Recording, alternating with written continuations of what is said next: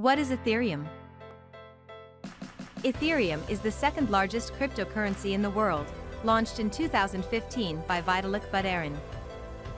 The currency provided simple technology to fund projects on the blockchain in the form of smart contracts, which fueled the cryptocurrency boom in 2017. It also introduced the application of selling non-fungible assets, also known as NFTs.